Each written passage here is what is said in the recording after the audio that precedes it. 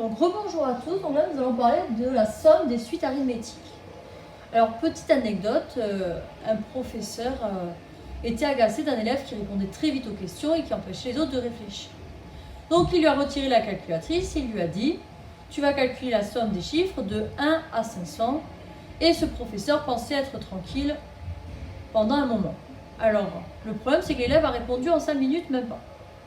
Comment a-t-il procédé? Alors c'est avec cette méthode-là que nous allons ensuite justifier la somme des suites arithmétiques. Alors je vais faire cette petite activité d'introduction et ensuite on passera à la compréhension de la somme des suites arithmétiques.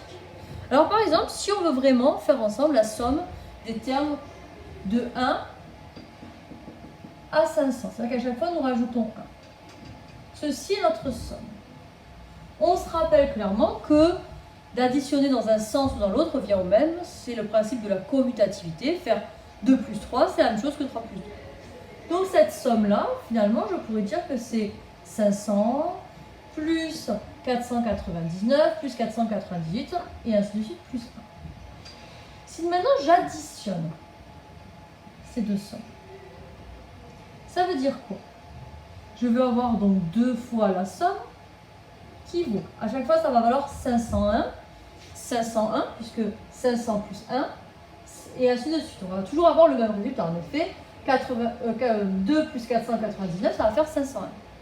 Donc ce résultat 501, on va le multiplier au nombre de valeurs. Alors ici, ça va de 1 à 500. Nous avons donc 500 valeurs. Sauf que nous voulons là juste une somme, non pas les deux. Donc on va avoir 501 fois 500, le tout divisé par 2.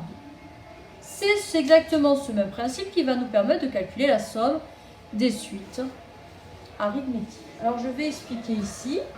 Alors rappelez-vous qu'une suite arithmétique, pour passer d'une valeur à une autre, on ajoute toujours la même valeur. Alors ici, que se passe-t-il? Je vais avoir la somme.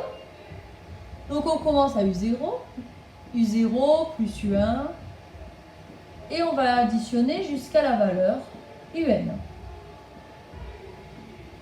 Et je vais procéder de la même façon, je vais faire la somme ici de UN plus UN moins 1,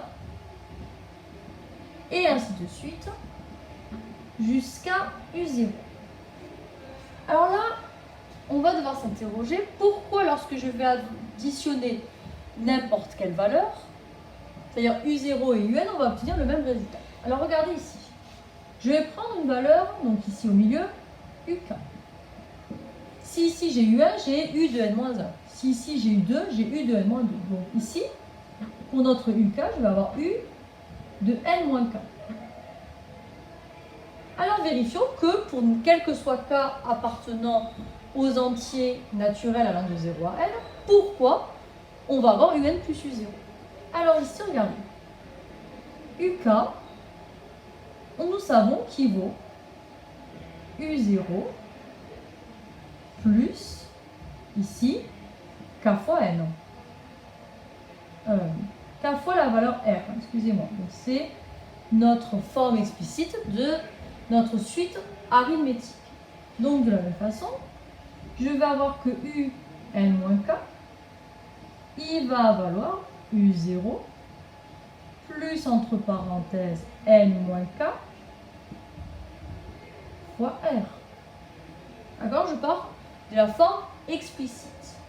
Lorsque je vais additionner les deux, ici UK plus U de N-K, je vais obtenir, alors ici les KR, on distribue moins KR, ça fait 0. Je vais donc avoir 2 fois U0 plus N fois R. Or, si j'additionne U0 plus UN, j'ai mon U0 qui vaut 0 et mon UN qui vaut U0 plus N fois R.